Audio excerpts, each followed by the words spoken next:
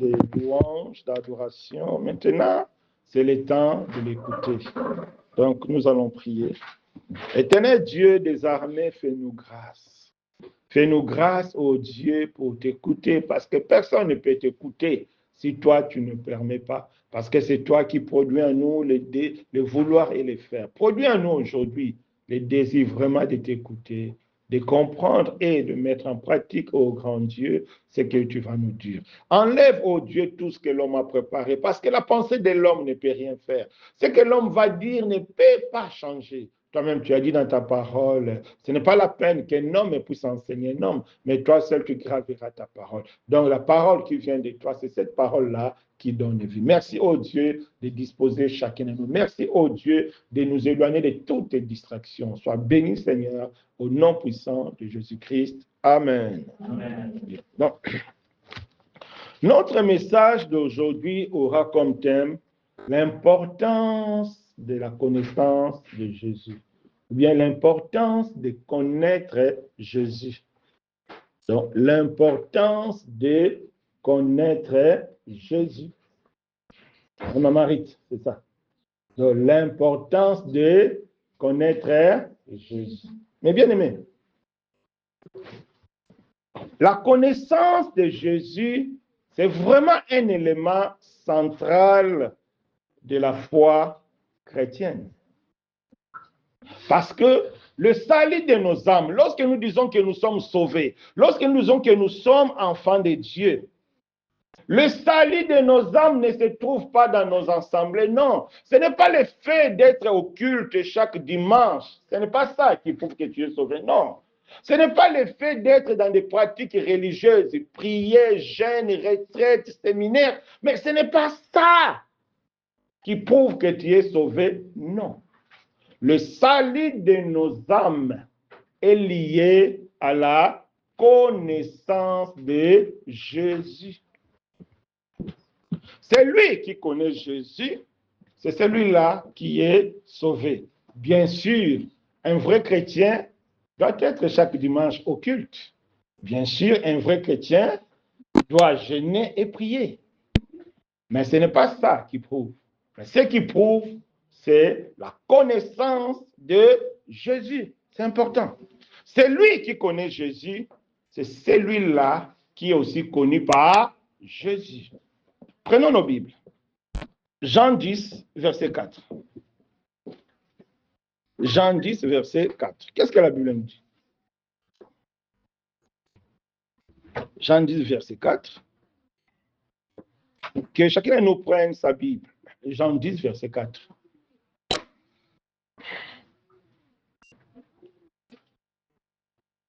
Jean 10, verset 4. La Bible nous dit, « Je suis le bon berger. Je connais mes brebis et elles me connaissent. » Je ne sais pas si vous réalisez ceci. Mais bien aimés, soyez attentifs, ne soyons pas distraits. Qu'est-ce que la Bible nous dit dans Jean 10, 4? Ah oui, dans Jean mal prononcé. Jean 10, 4. C'est quoi ça? Hein? C'est pas ça? Non. Jean 10, c'est 14. Ah, c'est 14, là je m'excuse. Donc, Jean 10, 14. Qu'est-ce que la Bible dit? Je connais mes brebis et mes brebis me connaissent. Donc, c'est très important. Donc, Jésus connaît ses brebis et ses brebis le connaissent. Donc, la connaissance de Jésus, c'est une action mutuelle. Moi, je connais Jésus et Jésus me connaît. Donc, si Jésus ne te connaît pas, c'est que toi aussi, tu ne connais pas Jésus. Souvenons-nous de plusieurs de Matthieu 7, verset 22. Qui étaient ces plusieurs? C'est des personnes qui ont fait des délivrances. C'est des personnes qui ont fait des miracles. C'est des personnes qui ont eu des visions. Mais lorsqu'ils se sont retrouvés dans la présence du Seigneur, qu'est-ce Jésus leur a dit, je ne vous ai jamais connu. Donc, si nous nous référons dans Jean 10, verset 14, c'est que plusieurs ne connaissaient pas Jésus. Ou bien, ce n'est pas ça. C'est vraiment ça. Parce que Jean 10, verset 14 dit, je connais mes brebis et mes brebis me connaissent. Matthieu 7, verset 22, la Bible dit, je ne vous ai jamais connu. Donc, celui qui n'est pas connu par Jésus, c'est qui ne connaît pas aussi Jésus. Voilà l'importance de la connaissance de Jésus. Parce que si réellement tu connais Jésus, c'est que Jésus aussi te connaît. Parce que c'est vraiment une action mutuelle. Oui. Donc c'est très important. Tu connais Jésus, Jésus te connaît. Tu ne connais pas Jésus, Jésus aussi ne te connaît pas. Même lorsqu'on voit dans la parabole des 10 vierges, les 5 vierges folles, qu'est-ce que Jésus leur a dit aussi? Je ne vous ai jamais connu. C'est important. Donc la connaissance de Jésus, c'est vraiment un élément central. Parce que si tu connais Jésus, c'est que Jésus aussi te connaît. Donc vous êtes en relation.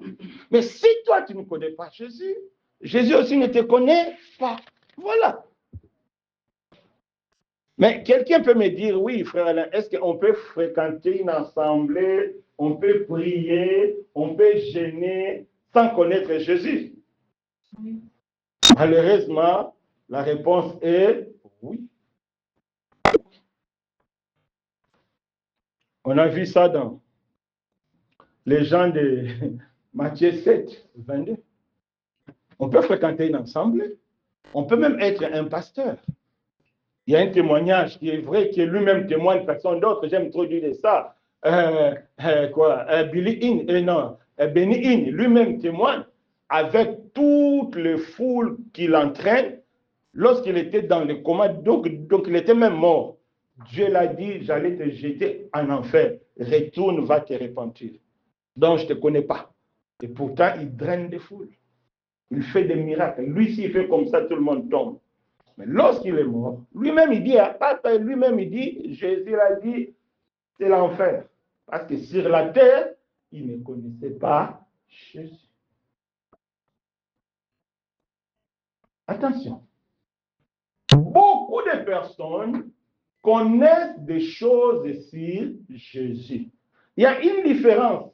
Connaître des choses de Jésus et connaître Jésus. Il y a une différence. Il y a une très grande différence. Beaucoup connaissent des choses sur Jésus. Lorsque tu fréquentes une assemblée, en tout cas, tu auras de la connaissance si certains points de Jésus. Tout le monde connaît que Jésus est fils de Dieu, Jésus est né de Marie, Jésus fait des miracles, Jésus guérit, Jésus délivre, Jésus protège. Oui, c'est pas ça la connaissance de Jésus. Là, tu connais seulement des choses sur Jésus. Même des musulmans. Moi, je discute beaucoup avec des musulmans. Donc, les musulmans nous disent qu'ils connaissent vraiment Jésus. Et ils disent oui, le Coran parle de Jésus. On connaît. Non, le Coran ne parle pas de Jésus. Il parle de quelque chose seulement, de certaines choses de Jésus. Ce n'est pas ça. Donc, on peut connaître des choses de Jésus sans connaître Jésus. Même des sorciers. S'il est en danger, attaqué par les autres sorciers, s'il crie Jésus, Jésus peut les délivrer. Oui. Pourquoi? Parce que le nom de Jésus est puissant. Les petits diamants là, on voit, ou bien petits Uriel, ils ne sont pas des militaires. Mais si tu commets l'erreur de laisser une arme là, s'il touche, il fait pac, il va mourir. Pourquoi? Parce que c'est l'arme qui est puissante. C'est pourquoi vous voyez même dans vos rêves, tu dors, les sorciers viennent et tu cries Jésus, les sorciers tombent. Tu as l'impression que tu es chrétien. Non, parce que le nom de Jésus est puissant. Voilà ce qui trompe beaucoup de personnes. Oh, moi j'ai rêvé dans mon rêve. Lorsque j'ai dit Jésus, les démons fuient. Ah, donc, c'est que je suis un bon chrétien. Non, non, non, non, non. Ah, non, non, non. Ah, c'est pas ça qui justifie. Les chrétiens des rêves, ah non. La Bible dit Dieu nous parle d'une manière ou d'une autre. À travers les rêves, Dieu veut tellement te faire comprendre qu'il faut chercher ce Jésus-là. Oui, c'est vrai. Hier même, c'est ce que le frère Messon nous a dit. Mais est-ce que tu peux nous répéter ton histoire là de ton ami musulman? À mon ami musulman. Ah oui. Voilà, en fait, Parle. Oui. on venait de l'école. Oui. Voilà, et c'est un musulman assez pratiquant. Oui. On venait de l'école et on devait traverser la route pour aller à la maison. Et il y a une voiture qui venait à vue value et qui a dérapé, qui devait nous percuter. Ah. Mais Dieu a fait grâce. La voiture s'est arrêtée exactement au niveau de mon ami. Ah. Et quand il a eu peur, il a dit Jésus. Après, je lui ai dit, ah, mais toi, tu connais Jésus. Donc, en fait, ayant peur, il a senti que vraiment c'est. Je me dis que c'est. Il se dit que c'est Jésus seul qui peut l'aider par rapport à cette situation. Vous voyez, le fait de connaître des choses sur Jésus. Donc, même si tu ne pries pas, s'il y a un danger spirituel, les sorciers, tout ça, si tu écris Jésus, oui, parce que le nom de Jésus est puissant. Moi, je connais 2 musulmanes que j'ai visités. L'une s'est convertie, mais l'autre là, en tout cas, l'autre résistait. Mais elle me disait, ah frère Alain, même lorsque je dors, dans mes rêves, je vois les sorciers qui me poursuivent. Dès que je dis Jésus, il tombe. Je dis oui, Jésus t'aime. Dieu veut te montrer que c'est Jésus là qui a besoin. Mais elle résistait. Elle était musulmane, mais dans ses rêves, le nom de Jésus agissait. C'est ça ce qui trompe beaucoup de personnes. Parce que j'ai jeûné, j'ai vu un miracle. Ah, c'est que c'est bon, je suis bon. Ah non, ce n'est pas ça. La connaissance de Jésus n'a rien à voir avec la connaissance de certaines choses de Jésus. Quelle est la différence? Parce que lorsqu'on connaît des choses de Jésus, cette connaissance-là est littéraire et intellectuelle. C'est comme les philosophes, c'est comme les historiens peuvent te parler de Jésus. Les philosophes peuvent te parler de Jésus. Mais sauf que cette connaissance-là n'influence à rien leur vie. Un philosophe reste un philosophe. Il dit que oui, il peut te parler de Jésus. Jésus, aller en Égypte, aller en Israël, vous allez voir les tombeaux de Jésus. Mais toute cette connaissance-là n'influence pas sa vie. Il reste un païen, reste un païen. Donc, les gens peuvent te dire que oui, comme l'ami de Maison, il a crié Jésus, mais cela n'a aucune influence sur sa vie. Il reste musulman. Les vendredis, il va aller à la mosquée. Parce que c'est une connaissance littéraire. C'est une connaissance occasionnelle. Voilà. La connaissance occasionnelle, c'est la connaissance qui ne change pas. C'est la connaissance qui ne transforme pas. C'est la connaissance qui ne crée pas la dépendance. Non. C'est comme on parle de Jésus, comme on parle de Kofi, comme on parle de Trump, on écoute, bon, c'est rien, ça passe, ça dit rien, quoi. Donc, ça ne change pas notre agenda. J'avais besoin de voler, je n'ai pas volé. J'avais besoin de faire ceci, j'ai fait. Ça ne change rien. Voilà. C'est ça, connaître quelque chose de Jésus. Comme plusieurs.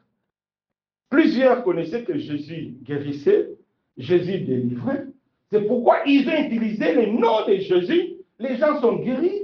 Ils ont utilisé le nom de Jésus. Les gens sont sauvés. Ils ont utilisé le nom de Jésus. Les gens sont délivrés. Mais eux-mêmes, ils n'étaient pas influencés par ce nom. Bref, Jésus a dit non. Malgré tout cela, vous vivez dans l'iniquité.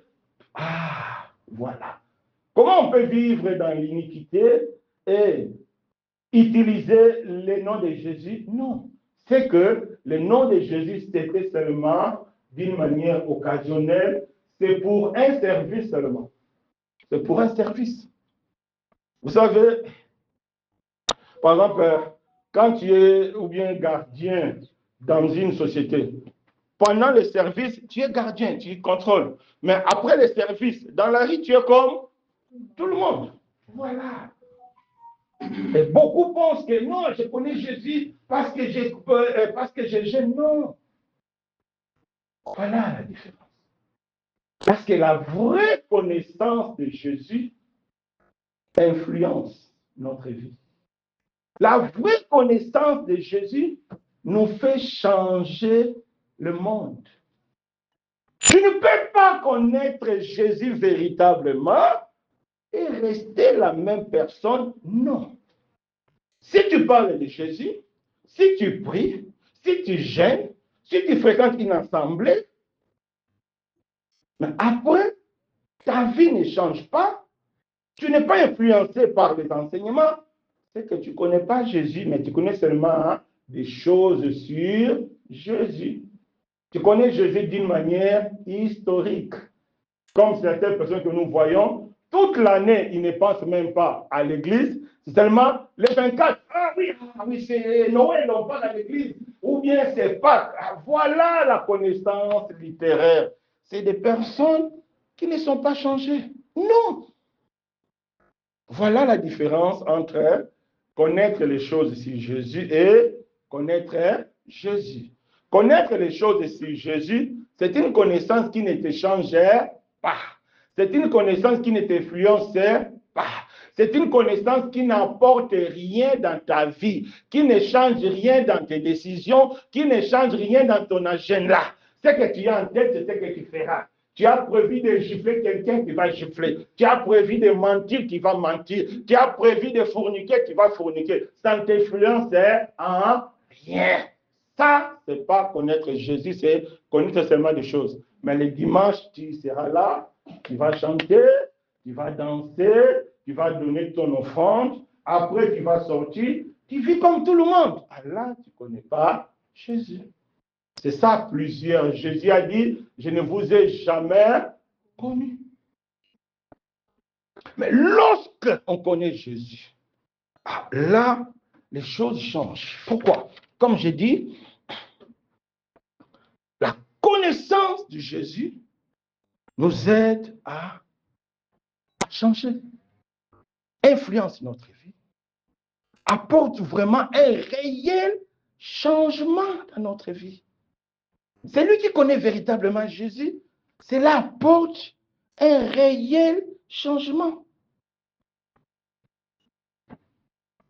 Quel est le premier signe qui montre que cette personne connaît Jésus? Prenons nos Bibles, nous allons voir le premier signe. C'est le signe qui prouve que tu as vraiment croisé Dieu. Prenons nos Bibles.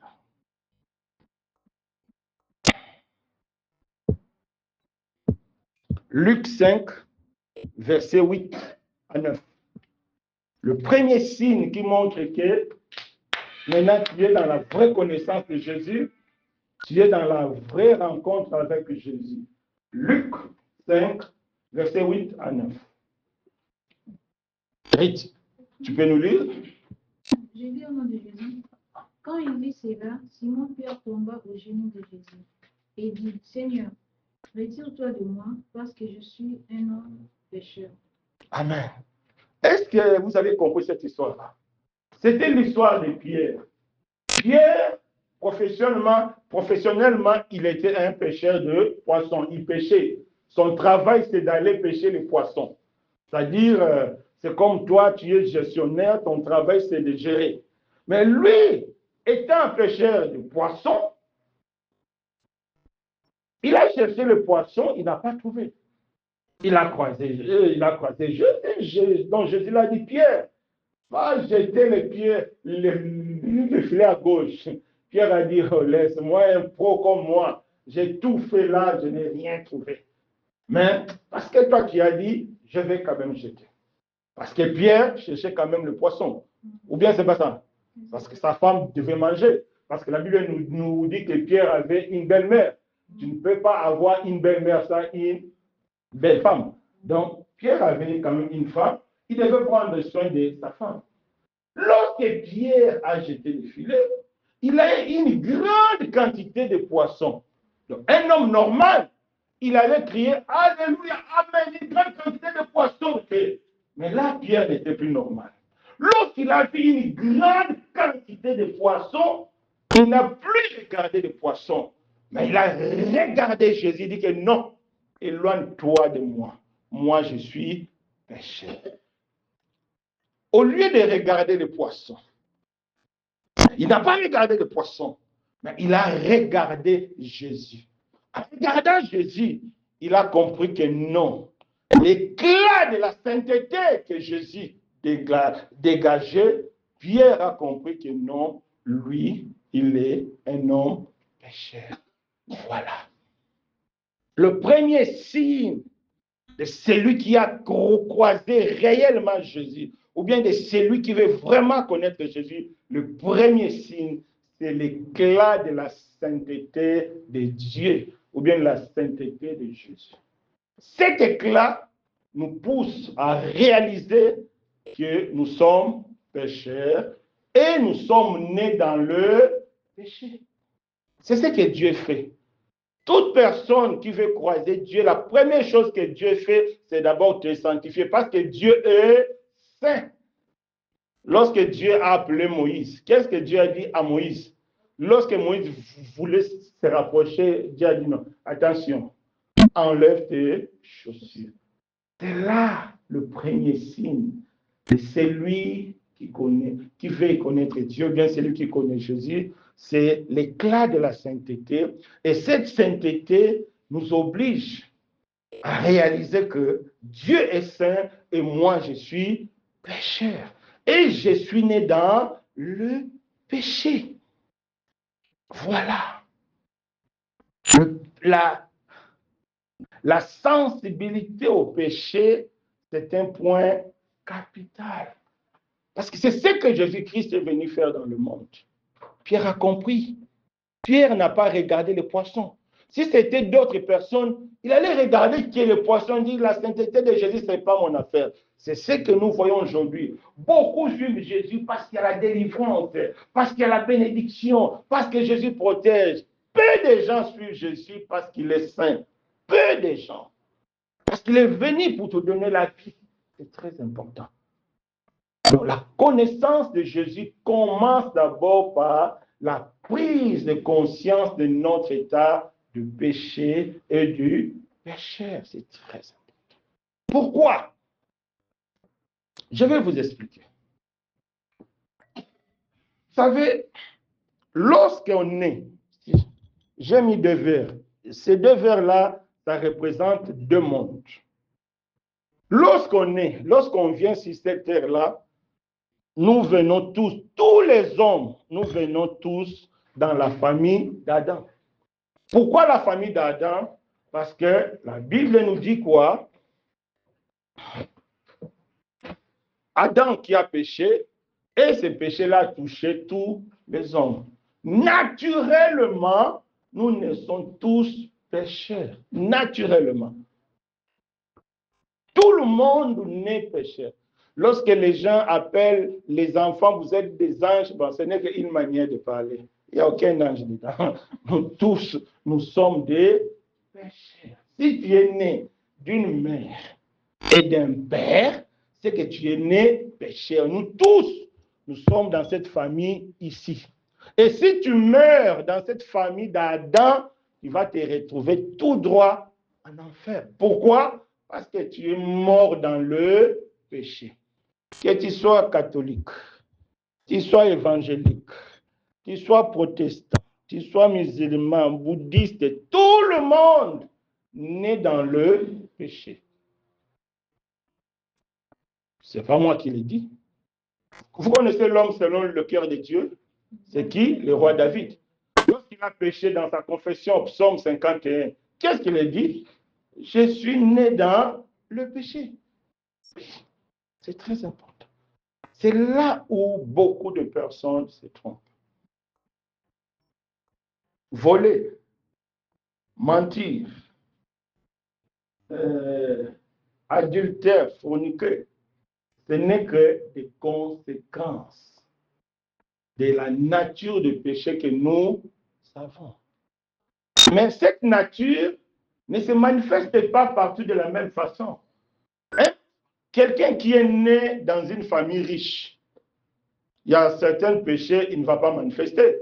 Par exemple, voler. Pourquoi il va voler? Pourquoi il va aller mentir? Son père l'a tout donné. Et une telle personne peut se tromper et dire que bon, moi je ne mens pas, moi je ne vole pas, en tout cas moi je suis propre. Oui, beaucoup se disent comme ça. Moi j'ai déjà croisé une Française me dit que bon, moi je ne fais pas de bêtises, hein. Bon, parce qu'elle n'avait pas de copains, elle dit que bon, moi je ne fais pas de bêtises. Non, ce n'est pas ça. Mais tu ne fais pas de bêtises. Peut-être tu es raciste. Ah, c'est la même chose. Hein. Oui. Peut-être on peut avoir tous le sida. L'autre là, c'est le diarrhée qui sera visible. L'autre là, c'est des boutons. L'autre là, c'est la fièvre. Mais on a tous la même maladie. C'est ça le péché. C'est ça la nature du péché. Lorsque la nature du péché est en toi, cela aura comme résultat le péché visible que nous voyons. Mais ce n'est pas le même péché. Pour d'autres, moi souvent je croise certaines sœurs me disent que non, moi je n'ai pas de copains, je ne fais pas de bêtises. Oui, c'est bien que tu ne fais pas de bêtises, c'est bien. Sauf que des fois, tu as la haine des autres. Tu es égoïste. C'est pareil qu'à celui qui ment, c'est pareil qu'à celui qui vole. Qu'est-ce qui fait ça? C'est la nature du péché. C'est pourquoi nous naissons tous dans et nous ne sommes tous pécheurs. On peut lire ça pour dire que ce n'est pas moi.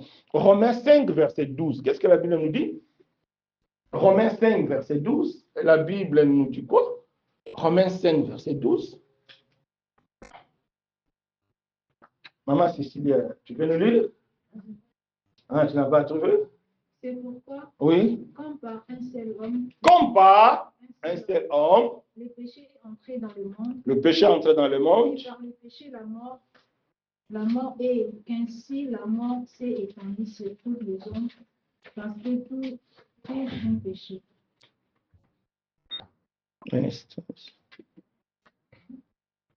Pardon. C'est bon. Répète. C'est pourquoi, comme par un seul homme, le péché est entré dans le monde, et par le péché, la mort, et qu'ainsi la mort s'est étendue sur tous les hommes, parce que tous ont péché. Oui. Donc, ainsi quoi? Le péché est entré par un seul homme et le péché a touché tout le monde. Ainsi, tout le monde a péché.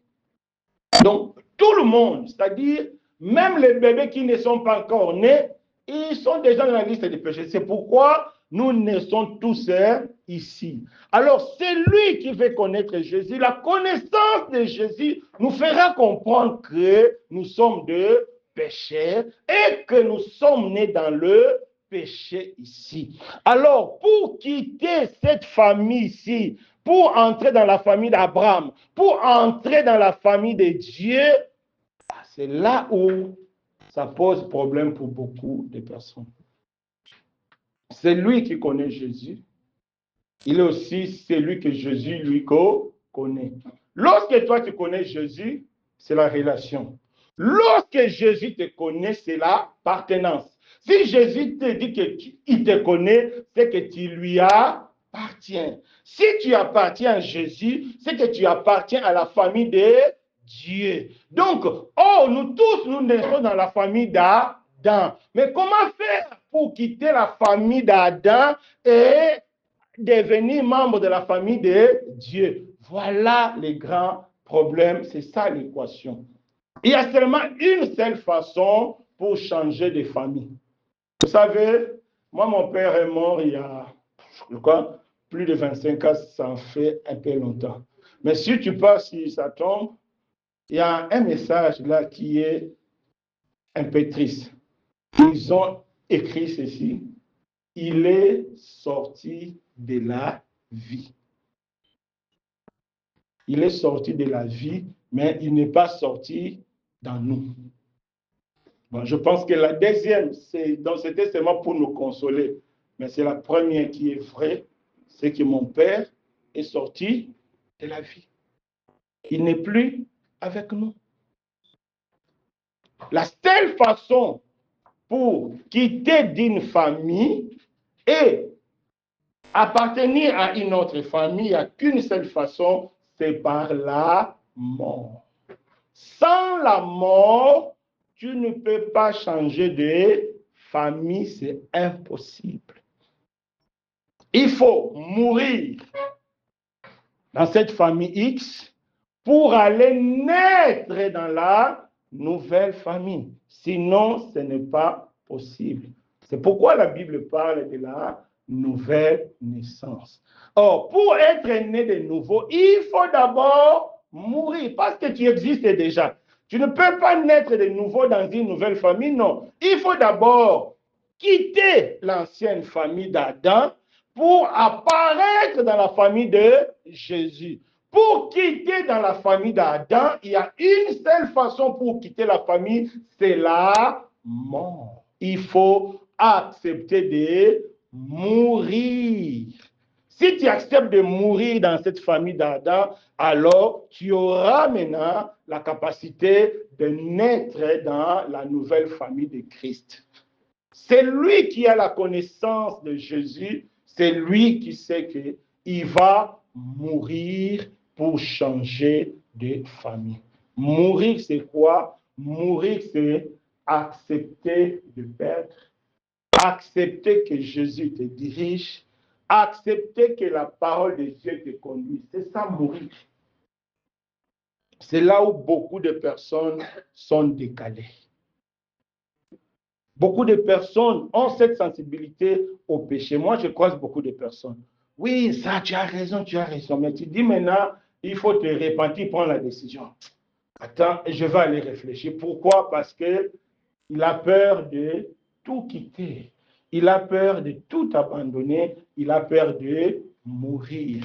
Parce que tu ne peux pas quitter la famille d'Adam pour apparaître dans la famille de Jésus sans la mort, non. La mort, c'est la seule chose. La mort, c'est l'unique solution pour quitter. Donc, la connaissance de Jésus nous fera comprendre que nous devons mourir en soi pour apparaître dans la famille de Jésus par la nouvelle naissance. Voilà, mes bien-aimés. Il faut accepter de mourir. Sinon, ce n'est pas possible. C'est pourquoi aujourd'hui, il y a trop de faux convertis. C'est pourquoi aujourd'hui, il y a trop de chrétiens charnels parce que les gens viennent à l'église, les gens crient, les gens chantent, mais les gens n'ont pas pris la décision de mourir, c'est-à-dire ils n'ont pas pris la décision d'accepter que Jésus règne. Ils n'ont pas pris la décision de tout quitter pour la gloire de Jésus. Ils n'ont pas, c'est-à-dire ils n'ont pas laissé Jésus la possibilité de diriger leur agenda. Voilà, c'est pourquoi il y a trop de faux convertis. C'est ça, plusieurs. Ils se sont retrouvés devant Jésus. Jésus dit, je ne vous ai jamais connu parce que vous vivez encore dans le péché. Vivre dans le péché veut dire tout simplement que toi seul, tu diriges ta vie. Jésus n'intervient pas. La parole de Dieu n'intervient pas. Tu prends des décisions par rapport à tes réalités physiques, c'est tout. Tu ne prends pas tes décisions par rapport à la réalité biblique. Tu ne prends pas tes décisions par rapport à la présence de Dieu dans ta vie, non. Mais tu prends des décisions par rapport à la réalité physique. C'est ça, être charnel. C'est ça, être parmi les plusieurs. Mais celui qui est mort, il prend des décisions par rapport à Jésus. Non pas par rapport à ce qu'il voit, non pas par rapport à ce qu'il touche. Voilà la connaissance de Jésus. C'est lui qui connaît Jésus, ne prend jamais de décisions parce qu'il voit, ne prend jamais de décisions parce qu'il touche, mais il prend des décisions par rapport à Jésus. Que dit la Bible? Qu'est-ce que Dieu veut? Voilà. C'est pourquoi nous devons apprendre à mourir. Dans nos Bibles, nous allons voir des cas. Luc 18, de 18 à 27. Et une autre personne nous prend Luc 19, de 1 à 10. On va prendre ça un peu vite, le temps avance. Oui. De 18 à 27. Tu peux lire? Un chef interrogea Jésus. Oui. Et dit,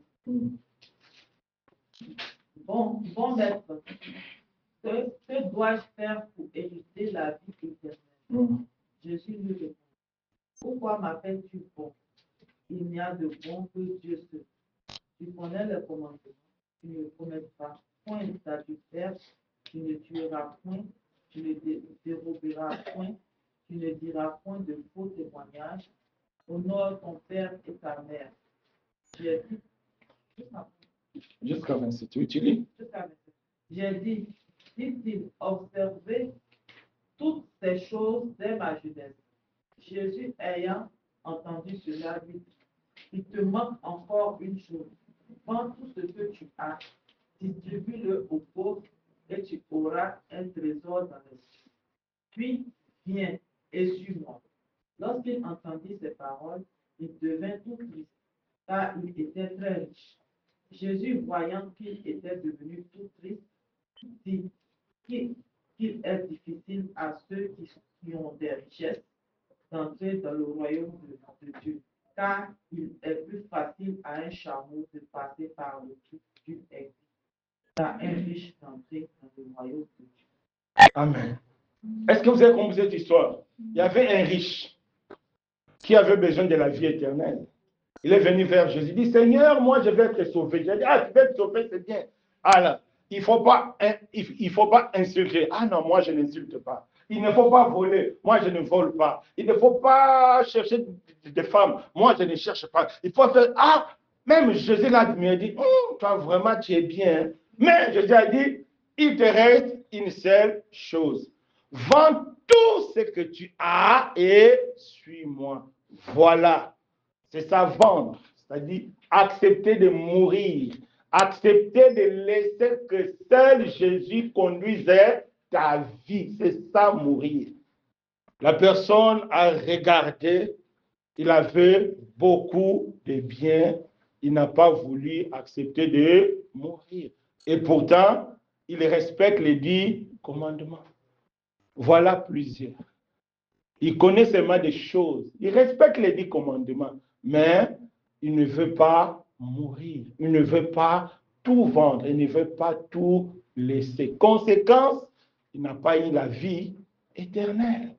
Et Jésus a dit, il est impossible à un riche d'entrer au ciel, mais il est possible à un chameau d'entrer dans les trous d'une aiguille. Est-ce que vous imaginez?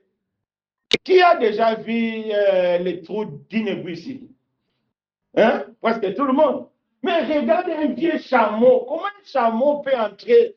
Mais un riche ne peut pas entrer. Ah, vous savez, Jésus vivait dans le Moyen-Âge. C'est comme la Médina ici. Vous savez, dans la Médina, il y a des petites rielles. Et les gens circulent avec des chameaux pleins de bagages.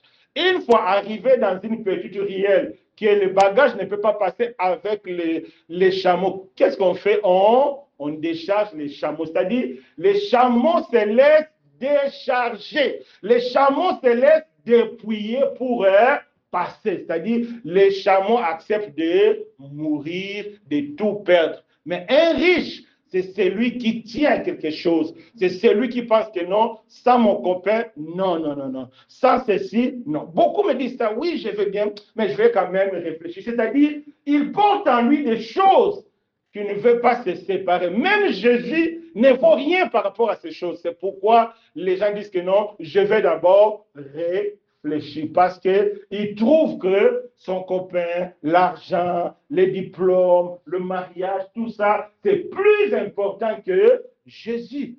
C'est pourquoi Jésus a dit, il est impossible à un riche.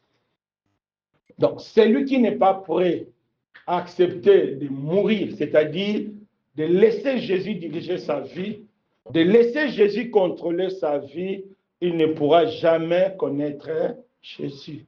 C'est ça. Donc, nous naissons tous ici, nous devons accepter de mourir pour passer ici. Il faut d'abord mourir ici. Une fois que tu meurs ici, tu vas maintenant naître ici. C'est ce qu'on appelle la nouvelle naissance. Tant que tu n'es pas né de nouveau, mon frère, ma soeur, c'est impossible. Or, pour naître né de nouveau, il faut accepter de se dépouiller. C'est ça la Bible appelle la repentance. Repentez-vous et vous soyez sauvés. C'est lui qui connaît Jésus, c'est celui qui a accepté de passer par la repentance pour mourir. C'est pourquoi la Bible dit, si on te gifle ici, tu donnes, si on te gifle à gauche, tu donnes droite. cela n'est pas réservé à tout le monde. Cela n'est réservé qu'aux personnes qui sont mortes. Si une personne n'est pas morte, essaie de gifler. Tu auras un coup là, tu vas comprendre. Oui, parce qu'il est toujours vivant. Mais un mort, même si tu tapes, pas. Est-ce que vous avez déjà vu un mort parler? C'est ça. Celui qui connaît Jésus, c'est celui qui accepte de mourir. Il ne va plus répondre aux provocations. Même si tu le gifles, il bénit l'Éternel. Tu les tapes, il bénit l'Éternel. Tu les critiques, et tu es vieille, tu es garçon démodé, il dit Amen, Amen. Pourquoi? Parce qu'il est mort. Voilà là où nous amène la connaissance de Jésus.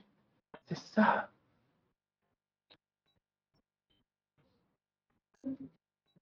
La mort.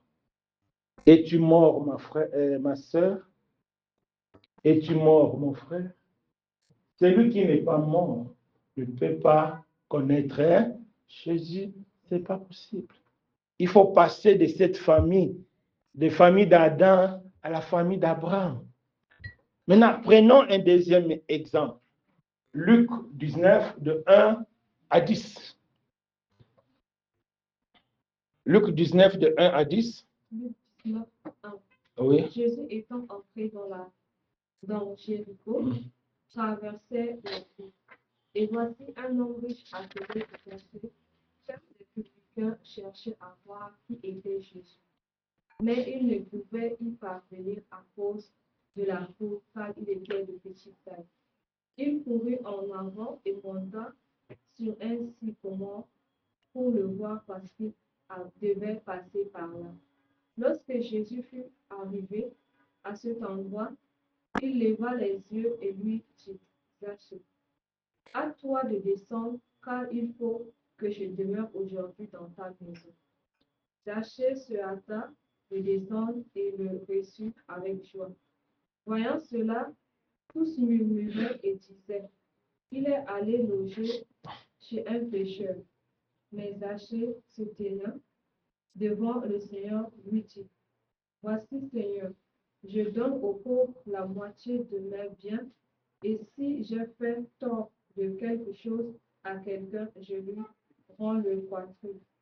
Jésus lui dit, le salut est entré aujourd'hui dans cette maison, parce que celui-ci est aussi fils d'Abraham. Ah, voilà. Lui qui était le fils d'Adam, du coup, il est devenu le fils d'Abraham. Pourquoi? Jésus n'a même pas dit. Zaché a compris qu'il ne pouvait pas commencer sa nouvelle vie avec son ancienne mentalité de voler, de prendre les choses des gens. Il a dit, Seigneur, c'est fini. Moi et l'argent n'aura plus la première place. Maintenant, c'est toi, Jésus, qui a la première place.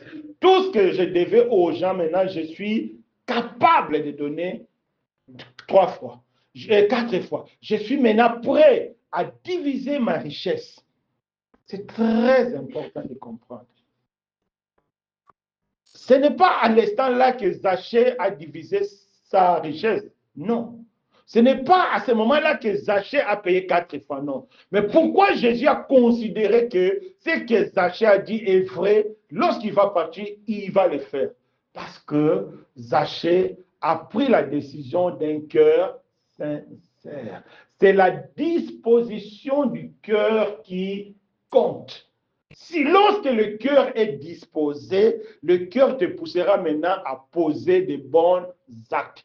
Pourquoi nous prenons des décisions et nous ne mettons pas ça en pratique? Parce que nous prenons des décisions avec un cœur qui n'est pas disposé. Chaque dimanche, on prend une décision. Seigneur, je vais laisser ceci. Seigneur, je vais laisser ceci. Je meurs. Oui, tu meurs. Après, on va te voir dans une boîte de nuit, tu es ressuscité. Oh, frère, tu es ressuscité. Ah oui, laisse. Ah, c'est ça. Pendant le culte, tu es mort. Oui, je suis mort, Seigneur. Je suis mort, Seigneur. Et dans une fête, on voit, mais ça, c'est quelle danse là? La sœur est ressuscitée, le frère est ressuscité. Comment il est ressuscité? Il est ressuscité dans les choses de la vie. Donc, en réalité, la personne n'était pas morte. Lorsqu'on meurt sérieusement, on meurt une fois pour toutes. C'est-à-dire, on rejette le monde, on rejette. Voilà la connaissance de Jésus. C'est celui qui a vraiment rejeté et il a aussi rejeté. C'est comme la femme samaritaine. C'est dans la présence de Jésus qu'il a dit l'histoire des copains, c'est fini. Et dans la pratique, elle a mis en œuvre. Elle est partie prêcher. C'est ça. La décision se prend toujours dans le secret du cœur. Mais si, dans le secret du cœur, tu as pris une vraie décision, une bonne décision, même dans la pratique, tu vas le mettre en pratique. Où est-ce que Jésus a accepté la croix? C'est dans la prière. Il a dit, Seigneur, que ta volonté soit faite. Et on a vu, on l'a crucifié.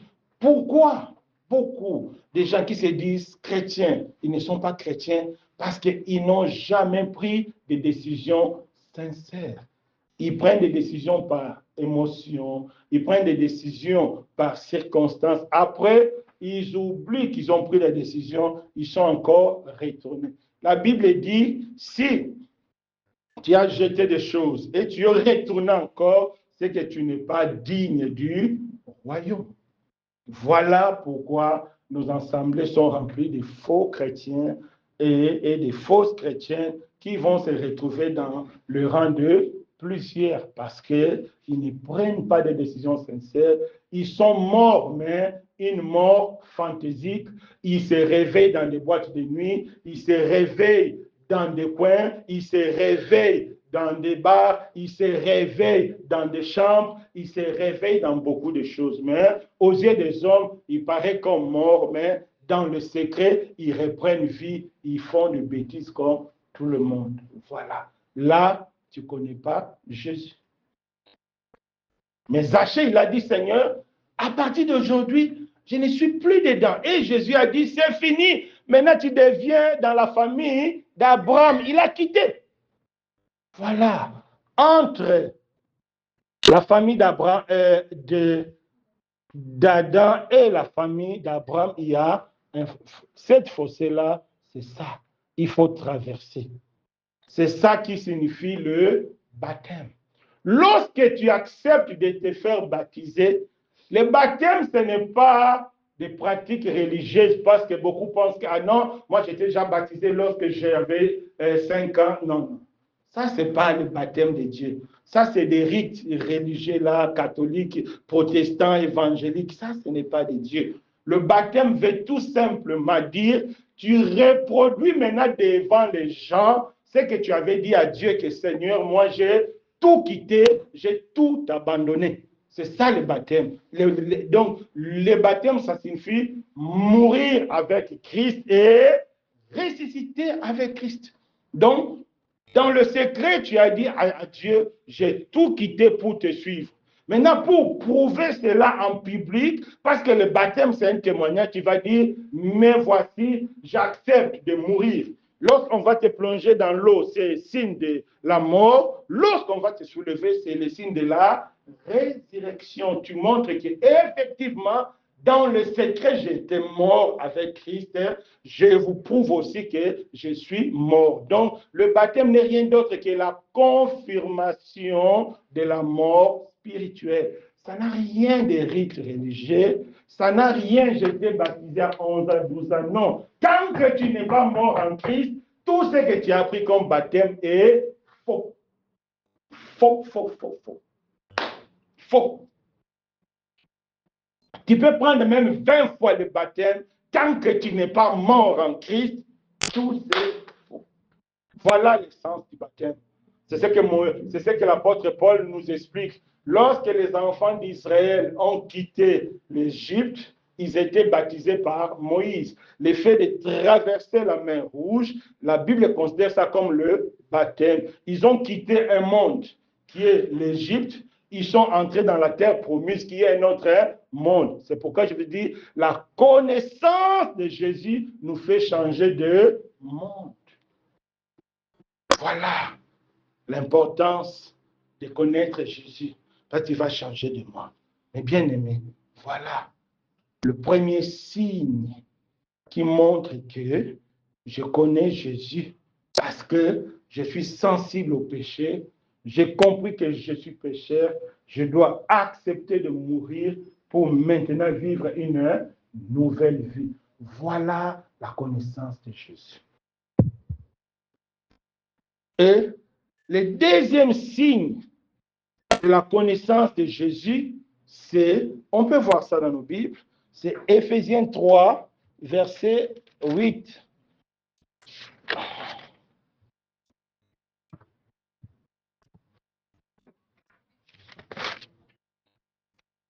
Éphésiens 3. Non, ça c'est la troisième signe. Donc, le deuxième signe, c'est la mort. J'accepte de mourir. Maintenant, le troisième signe, c'est Éphésiens 3, versets 7 à 8. Non. Philippiens 3, versets 7 à 8. Philippiens 3, versets 7 à 8.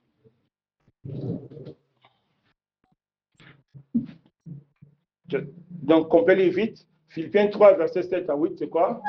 Mais ces choses qui étaient pour moi, Mhm. je les ai regardées comme une perte à cause de Christ. Mhm. Et même je regarde toutes choses comme une perte à cause de l'excellence de la connaissance de Jésus-Christ, mon Seigneur, pour lesquels j'ai renoncé à tout et je les regarde comme de la boue afin de gagner Christ. Lorsqu'on est réellement mort en Christ,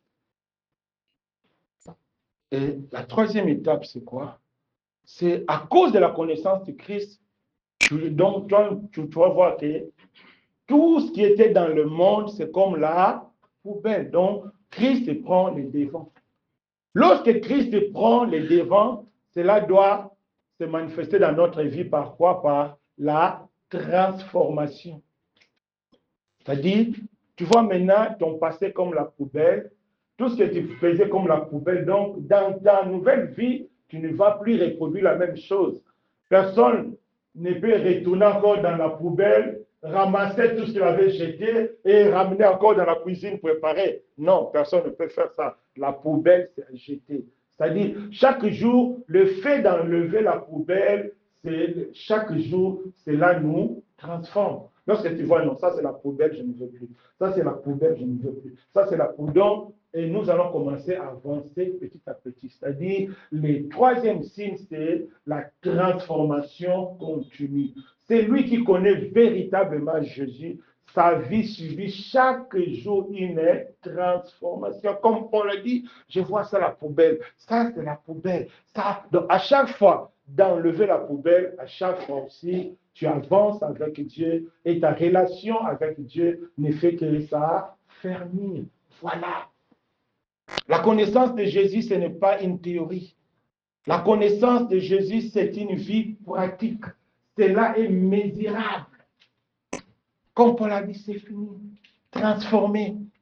Zachée a dit, c'est fini. Je ne vole plus. La femme samaritaine a dit, c'est fini. Je ne vis plus avec un homme qui n'est plus mon mari. C'est ça. Il y a une transformation réelle. Voilà la connaissance de Jésus. Et le quatrième signe, c'est quoi? C'est l'amour de la parole. La Bible dit, si tu m'aimes, aime mes commandements. C'est lui qui connaît Jésus, c'est qu'il a l'amour de Jésus. Or, aimer Jésus, c'est aimer sa parole.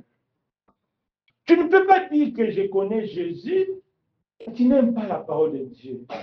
Tu ne médites pas la parole de Dieu. Tu n'écoutes pas la parole de Dieu. Tu passes tout ton temps à écouter les profils. Après, tu vas dire le dimanche que moi, j'aime Jésus. Tu te trompes, mon frère. Tu te trompes, ma soeur. Ce n'est pas possible. Ce n'est pas possible. Tu ne peux pas dire que tu aimes quelqu'un, que tu ne l'écoutes pas, que tu ne lui parles pas. Est-ce que ça, c'est possible, même physiquement comme ça? Est-ce que ça, c'est possible? Ah, mais comment, avec Jésus, c'est possible? Tu l'aimes seulement le dimanche pendant les cultes. Tu n'as aucun programme de méditation. Tu n'as aucun programme d'enseignement. Tu n'as aucun moment d'intimité avec Jésus. Ce n'est pas possible. tu ne connais pas encore Jésus. C'est lui qui connaît Jésus, cherche Jésus.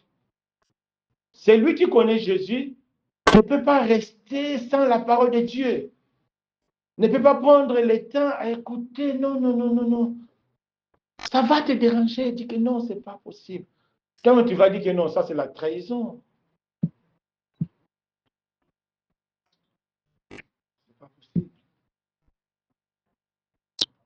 C'est pourquoi Dieu a dit à Josué que ce livre de la loi ne s'éloigne point de ta bouche, médite-le jour et nuit.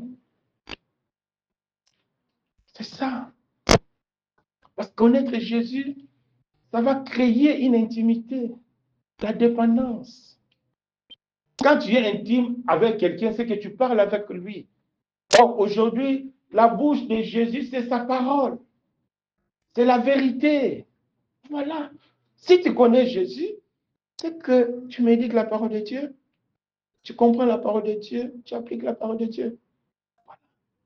C'est ça la connaissance de Jésus. C'est aimer sa parole. Est-ce que tu aimes la parole? Ça fait combien de jours que tu n'as pas médité la parole de Dieu? Rite, tu as déjà commencé ou bien ça continue encore? Il faut lire la parole de Dieu. Je vous ai dit, parmi les signes qui prouvent réellement que la personne est née de nouveau, c'est l'amour de la parole. Pourquoi? Vous savez pourquoi? Parce que tu viens de naître dans une famille. Lorsqu'un enfant naît dans une famille, qu'est-ce que les parents font? Les parents vont lui apprendre à parler, à manger, à s'habiller, à faire ceci. C'est ça la parole de Dieu. C'est dans la parole que tu vas voir comment on marche dans la famille de Dieu, comment on s'habille dans la famille de Dieu. Parce que l'habillement des païens et des chrétiens, c'est différent.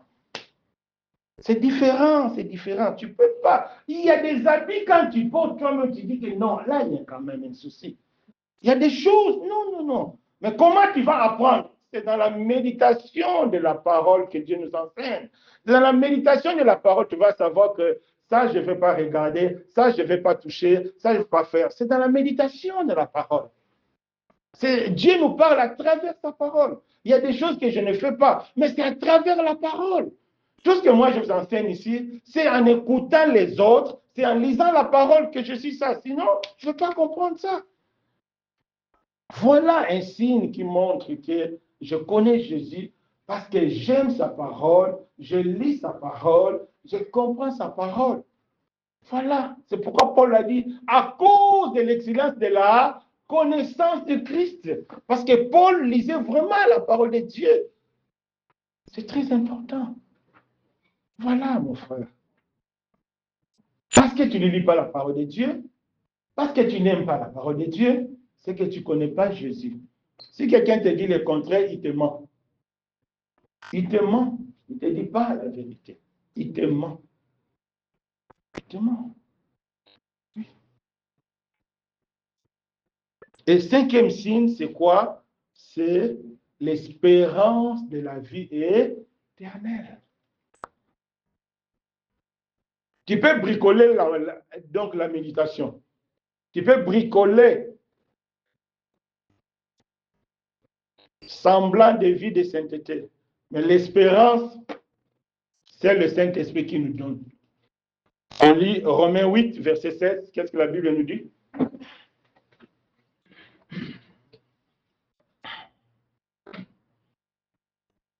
Qu'est-ce que la Bible nous dit? Quelqu'un peut lire? Romains 8, 16. L'Esprit lui-même rend témoignage à notre esprit que nous sommes enfants de Dieu. L'Esprit Lui-même rend témoignage. Donc là, on ne peut pas fabriquer. Là, moniato, ça n'existe pas. Tu ne peux pas falsifier l'espérance. Le Saint-Esprit te dira que tu es un enfant de Dieu. Voilà.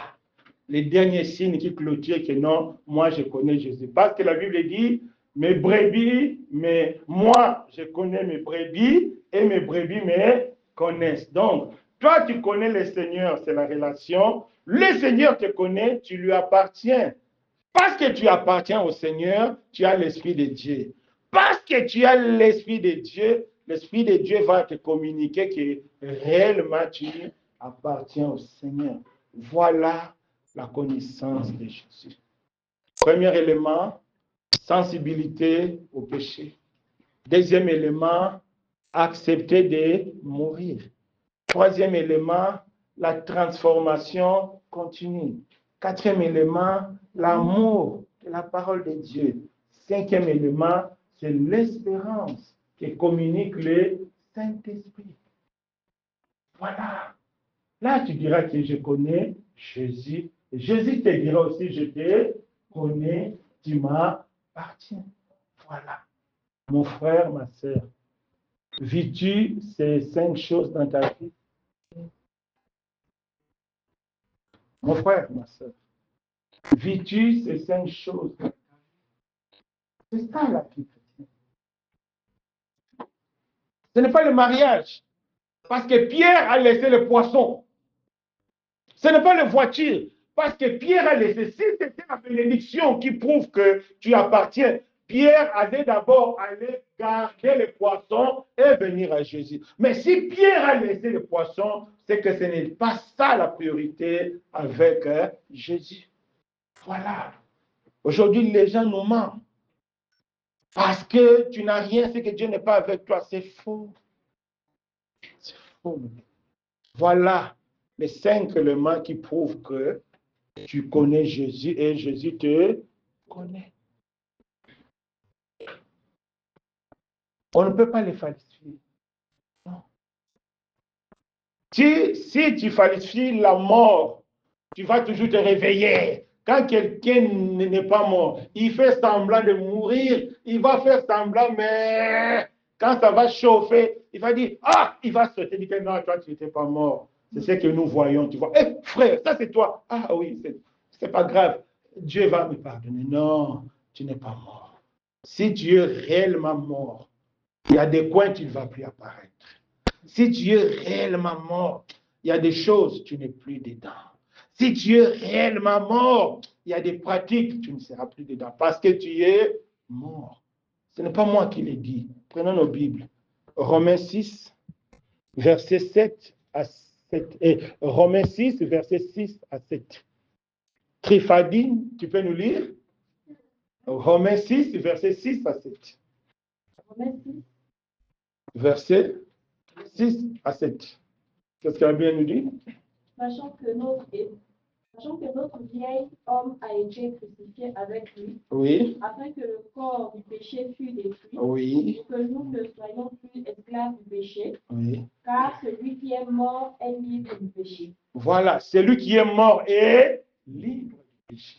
Comment savoir que je suis mort face à la tentation, face au monde, face à tout le plaisir de la vie? J'ai la capacité de dire non. Voilà. Parce que le vieil homme a été détruit à la croix. C'est Dieu qui produit cela. Toi, tu montres seulement ta disponibilité. C'est ça. C'est Jésus qui fait le premier pas. Avec Zachée, on a vu.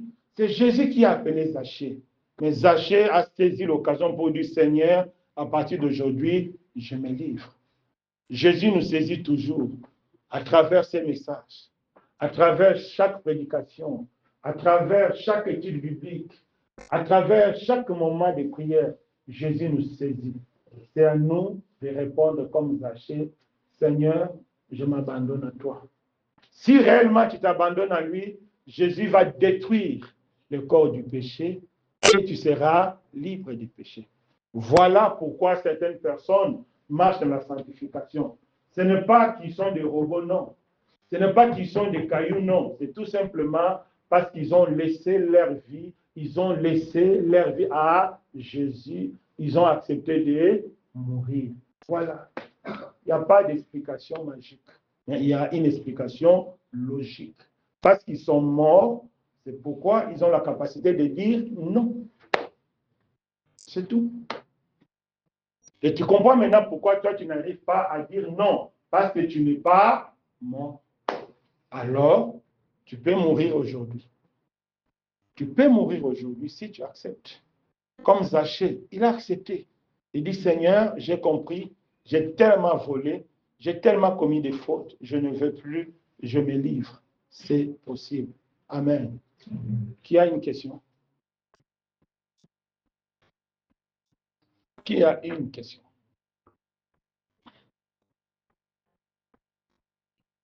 On va se disposer. Zachée qui était un voleur, il est passé par la mort. Paul qui était méchant, il est passé par la mort. Toi aussi, si tu es conscient que tu n'es pas encore passé par la mort, parce que tu n'es pas encore mort, parce que même si tu fais semblant de mourir, mais tu ressuscites souvent à cause des plaisirs de la vie, tu ressuscites souvent à cause des plaisirs du monde. Aujourd'hui, Jésus t'invite de prendre la décision de mourir, c'est-à-dire de prendre conscience de ton état de péché, de prendre conscience que tu es pécheur, que tu es né dans le péché et que Jésus est mort pour toi. Il a pris tes péchés. Accepter qu'il règne dans ta vie. Accepter de tout abandonner. Accepter comme les chameaux. Les chameaux acceptent d'être dépouillés afin qu'ils passent. C'est pourquoi la Bible parle de la porte étroite. C'est-à-dire, tu vas passer que toi seul.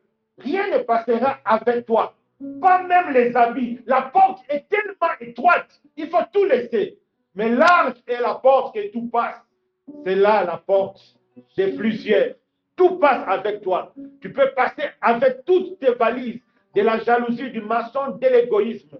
Mais la porte étroite, tu passeras seul et tu laisseras toi côté. Voilà la porte que Dieu t'invite à passer aujourd'hui. Cela n'est possible que si tu acceptes de mourir, si tu acceptes de reconnaître l'autorité de Jésus et du Seigneur, je m'abandonne à toi et tu vas passer. Cela est possible. Si Dieu te parle aujourd'hui, c'est que la mort en soi est possible et tu seras libre de péché. Si vraiment c'est le désir de ton cœur, prends cette décision sincère de t'abandonner, de dire comme Zachée, à partir d'aujourd'hui, je suis prêt à tout quitter, à tout laisser. Et après, tu verras que cette décision deviendra une réalité. Si seulement si tu es sincère dans ton cœur. Voilà la seule possibilité de connaître réellement Jésus. Et Jésus te dira, je te connais. Sinon, il te dira, je ne t'ai jamais connu. Mon frère, ma soeur, il est temps de prendre la décision de connaître Jésus. Que chacun de nous prie dans son cœur. Que chacun de nous se confie à Jésus. Que chacun de nous crie à Jésus. Il est prêt à venir t'aider. Alléluia. Merci.